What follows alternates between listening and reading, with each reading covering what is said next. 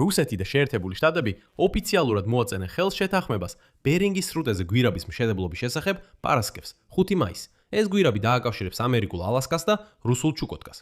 ამის შესახებ განაცხადა რუსეთის ფედერაციის პრეზიდენტის სპეციალურმა წარმომადგენელმა კივილ დმიტრიოვმა. რა თქმა უნდა, ამ განცხადებამ უკვე გამოიწვია დაცინვის ტალღა, რადგან ამ გვირაბის პროექტი 1996 წლიდან განიხილება და რუსებს სჭირდებათ, რომ როგორმე წარმატებები გატინონ. და მიუხედავად იმისა, რომ რა თქმა უნდა არანაირი გვირაბი არ იქნება, მე მაინც არ ვიჩქარებდი აქ ხმამაღლა სიცილს.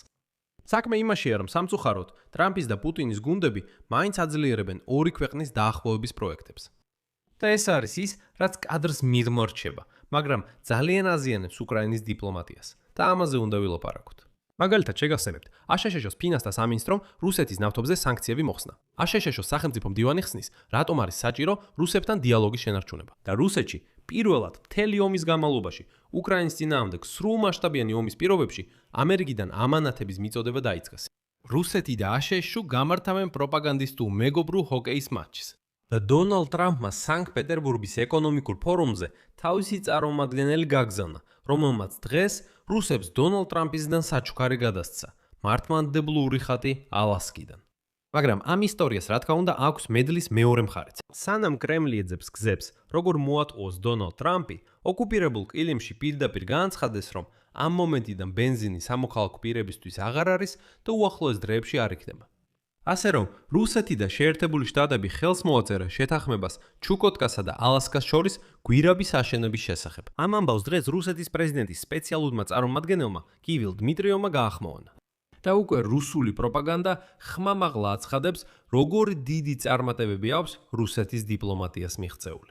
მაგრამ მოდით მე მაშინვე მოვიყვან დმიტრიევის ციტატას, რომ გასაგები იყოს რა ხდება საერთოდ. ჩვენ ხვალ გვექნება ახალი ამბავი, დიახ. ჩვენ ვაწერთ ხელს შეთანხმებას იმის შესახებ, რომ ვაგრძელებთ გვირაბის პროექტირებას, ასე რომ გვირაბი იქნება. გვირაბის პროექტირებას ჩვენ ვაკეთებთ და ეს იქნება ერთ-ერთი დიდი ინფრასტრუქტურული პროექტი ჩვენს ქვეყნებს შორის. დიახ, თქვენ ყველაფერი სწორად გაიგეთ. რუსეთი და შეერთებული შტატები მოაწენენ ხელს შეთანხმებას ბერინგის სრუტის ქვეშ გვირაბის პროექტირებაზის პროექტირებაზე. და უბრალოდ რუსების სხვა მეგაპროექტს მოვიყვონ მაგალითად, რომ გაიგოთ რამდენად უმნიშვნელო ამბავია ეს. გასადენი ციმბირის ძალა 2. ჩინეთში რუსეთიდან რუსები უკვე 10 წელზე მეტია რაც პროექტირებენ. მაგრამ ჯერ კიდევ ვერ ახერხებენ ნორმალური მშენებლობის დაწყებასაც კი. რაც შეეხება გვირაბს, ალასკასა და ჩუკოტკას შორის, მნიშვნელოვანია გავიხსენოთ, რომ ამ გვირაბის მშენებლობის პროექტი აქტიურად განიხილება 1986 წლიდან.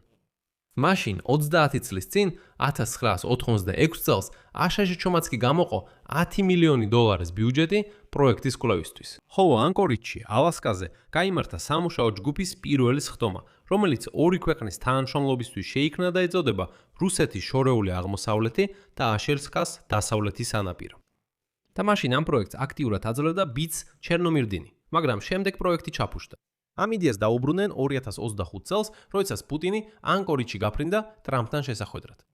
არსებული შეფასებებით, დაახლოებით 112 კილომეტრიან გვირაბის მშენებლობის ღირებულების ხირებულობა დაახლოებით $62 მილიარდი იქნება. მაგრამ ერთი რამ გაუგებარია. და საერთოდ, ამერიკელებს რისთვის სჭირდებათ ეს გვირაბი? რა არის მისი აზრი? რა სტრატეგიული ჩანაფიქრი დგას ამის უკან? უბრალოდ გასაგებად, ამ იდეის აბსურდულობისთვის ერთ ციფრს მოგიყვანთ. საერთო სავაჭრო ბრუნვა აშშ-სა და რუსეთს შორის 2025 წლის განმავლობაში ოდნავ მეტი იყო ვიდრე $4 მილიარდი. ეს არის საერთო სავაჭრო ბრუნვა. აქ ყველაფერი გათვალისწინებულია. 4 მილიარდი, ანუ გვირაბის ღირებულება, უდრის ქვეყნებს შორის საერთო სავაჭრო ბრუნვას 17 წლის განმავლობაში. რისთვის სჭირდებათ ეს გვირაბი? მაგრამ რუსებს სჭირდებათ რაიმე წარმატება წარმოადგინონ და აი ამას აკეთებენ. მაგრამ მაინც მინდა ყურადღება მივაქციო. მე დიპლომატებზე ვსაუბრობ, რომ რუსები მაინც ნელ-ნელა, პატარა ნაბიჯებით, მაგრამ აწყობენ საინფორმაციო და არა მხოლოდ საინფორმაციო საფუძვლებს აშშ-სთან ურთიერთობების გააქტიურებისთვის. რამდენიმე მაგალითს მოვიყვან. უშინ აშშ-ის კონგრესში სახელმწიფო მდივანმა მარკო რუბიომ განაცხადა, რომ არაფერი იცის იმაზე, რომ აშშ-მ დელეგაცია გაგზავნა სანქტ-პეტერბურგში ვლადიმერ პუტინის ეკონომიკურ ფორუმში მონაწილეობის მისაღებად. მაგრამ საქმე იმაშია, რომ პეტერბურგში ჩავიდა თავმჯდომარე. თეთრი სახლის სახვითი ხელოვნების კომისიის თავმჯდომარე როდნი კუკი. და ამ კუკმა უკვე მოასწრო რუსეთის პროპაგანდის გახარება.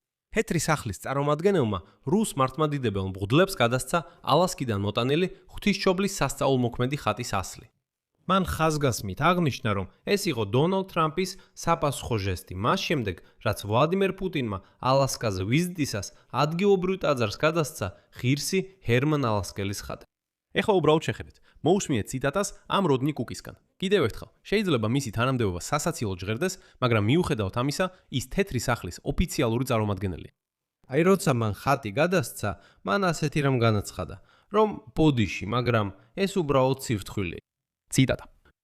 ვლადიმირ პუტინის სულიერი მდგომარეობა, ასევე ლოცვების საბჭოთა ჯარისკაცების საფლავებთან ძალიან ამაღელობელი იყო. და მე ვიგრძენ სიმშვიდე მის გულში. ძალიან გამაოცა პრეზიდენტ ვლადიმირ პუტინის ვიზიტმა ალასკაზე. მან ალასკის მართლმადიდებლურ ეკლესიას აჩუქა წმინდა ჰერმანის ხატი მართლმადიდებლურ ეკლესიისთვის ალასკაზე. პრეზიდენტმა დონალდ ტრამპმა შემომთავაზა, რომ მეც იგივე ჟესტი გამეკეთებინა. დიახ, კიდევ ერთხელ, ეს თეთრი სახლის ოფიციალური წარმომადგენელია, რომელმაც დაინახა სიმშვიდე ამ მელოდი გაველურებული სისხლიანი დიქტატორის გულში. მაგრამ თუ უკვე სანქტ-პეტერბურგის ეკონომიკურ ფორუმზე ვსაუბრობთ, იქ როდნი კუკი ერთადერთი ამერიკელი არ არის. ამერიკული სავაჭრო პალატის ხელმძღვანელმა რუსეთში, რობერტ ეიჯიმ განაცხადა, რომ 1 ივლისს მოსკოვში გაიმართება ამხანაგური ჰოკეის მატჩი რუსეთისა და აშშ-ის გუნდებს შორის. და ეიჯი იმედოვნებს, რომ ასეთი მატჩი გაალღობს ყინულს აშშ-სა და რუსეთის ურთიერთობებში. რა თქმა უნდა, ჰოკეის დავიწყებაც არ შეიძლება. ძალიან მიხარია განვაცხადო, რომ ჩვენ ჩავადარებთ პირველ ჰოკეის მატჩს. იმისთვის, რომ აღვნიშნოთ აშშ-ს 250 წლის იუბილე და 1 ივლისს ჰოკეის მატჩი გაიმართება მოსკოვში და ჩვენ ვიმედოვნებთ, რომ ამ გზით ჩვენ შევუწყობთ ხელს იმ ყინულის გალღობას, რომელიც ახლა ჩვენ შორის გაჩნდა.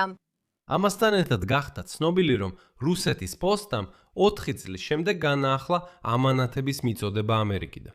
ორი ქვეყნის საფოსტო ოპერატორებმა განაახლეს საფოსტო იმპორტი, რომელიც 2022 წელს იყო შეჩერებული. ხოლო ამერიკიდან გამოგზავნილი პირველი ამანათების პარტია უკვე ჩამოვიდა რუსეთის ფედერაციაში. ანუ ასე შეუმჩნევლად გაველურებულმა დაუბანავმა რუსებმა ისევ მიიღეს დომა ამერიკულ ბაზარზე. აი ესე ნელ-ნელა იზოლაცია ინგრევა. აი ეს არის აპოგეა. მარკო რუბიომ განაცხადა, რომ აშშ-ისთვის მნიშვნელოვანია ორმხრივი ურთიერთობების შენარჩუნება რუსეთთან. მისი აზრით ისინი უფრო მეგობრული გახდება უკრაინაში ომის დასრულების შემდეგ. და სწორედ ასეთ წვრილმანებზე თითქოს უმნიშვნელო იყოს ძალიან მნიშვნელოვანია უკრაინული დიპლომატიისთვის ყურადღების მიქცევა. რადგან სწორედ ეს ნელ-ნელა ანგრევს ამ ველური რუსეთის, როგორც ველური აგრესორის იმიჯს. ანუ უკვე პაკეტები იგზავნება, ხატები ცვლიან ერთმანეთს. უკვე თეთრი სახლის წარმომადგენელი ამბობს, რომ ვლადიმირ პუტინის თვალებში მშვიდობა დაინახა. უკვე ჰოკეის მატჩსაც ჩაატარებენ და ასე შემდეგ. წვრილმანებია თითქოს, მაგრამ ისინი ძალიან ძლიერად მოქმედებენ. და ამ გამოშვებას დავასრულებ ამ მედლის მეორე მხარით. სანამ კრემლი ცდილობს აღადგინოს ურთიერთობები ტრამპის გუნდთან, თუნდაც ასეთი გზით, უკრაინის თავდაცვის ძალები სისტემურად აწესებენ თავიანთ დარტყმით სანქციებს ოკუპანტების წინააღმდეგ. ოკუპირებულ ყირიმში რამდენიმე დღით სრულად შეწყვიტეს ბენზინის ნაღდი ფულით გაყიდვა. მანამდე იქ ბენზინის შესაძენად სპეციალური ტალონები შემოიღეს, მაგრამ დღეს ყირიმის ეგრეთ წოდებული ხელმძღვანელმა აქსიონოვმა განაცხადა, ციტატა: ბენზინის ტალონები თავისუფალ გაყიდვაში არ არის და უახლოეს მომავალში არ იქნება. ადრე შეძენილი ტალონებით საწვავს ერთ ადამიანს არაუმეტეს 20 ლიტრისა მისცემენ. ყოველ ავტოგასამართ სადგურზე მორიგეობას გაუწევენ მუნიციპალიტეტებისა და რესპუბლიკური უწყებების წარმომადგენლები, რომლებიც ტალონებით ბენზინის ჩასხმაზე მანქანების ნომრებს დააფიქსირებენ. ანუ, ვითომ სპეკულაცია რომ არ იყოს.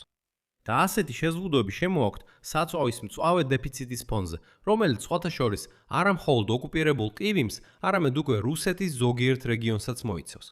მიზეზი უკრაინის შეიარაღებული ძალების დარტყმებია ნავთობგადამამუშავებელ ინფრასტრუქტურასა და ლოგისტიკაზე. უკრაინულმა უპილოტოებმა ფაქტობრივად აიღეს კონტროლი R-280 ტრასაზე, რომელსაც რუსები ნოვოროსიას ეძახიან და რომელსაც ხმელეთის კორიდორს უწოდებდნენ როსტოვიდან ყირიმში. აქ წერტილებს დავაყენებ. თქვენი აზრი და დასკვნები კომენტარებში დაწერეთ ამ გამოშვების ქვეშ. გამოიწერეთ არხი, დააჭირეთ ძარს და არ დაგავიწყდეთ ლაიკის დაჭერა. თუ გსურთ ამ YouTube არხის მუშაობის მხარდაჭერა, ამის გაკეთება შეგიძლიათ ფინანსურად ნებისმიერი დონატის საშუალებით, ბმულებითა და რეკვიზიტებით, რომლებიც მითითებულია ამ ვიდეოს აღწერაში ან თქვენს ეკრანებზე მოცემული QR კოდით. მადლობელი ვიქნებით თქვენი მხარდაჭერისთვის. და მეგობრებო, შეგახსენებთ, რომ მე მაქვს მხოლოდ უკრაინულენოვანი YouTube არხი. ამიტომ, თუ გსურთ მიიღოთ ინფორმაცია უკრაინულ ენაზე, ამ არხის ბმული მოცემულია ამ ვიდეოს აღწერაში. გადადით და აუცილებლად გამოიწერეთ. ამით დასრულდა. იზრუნეთ საკუთარ თავზე. ყველას ნახვამდის.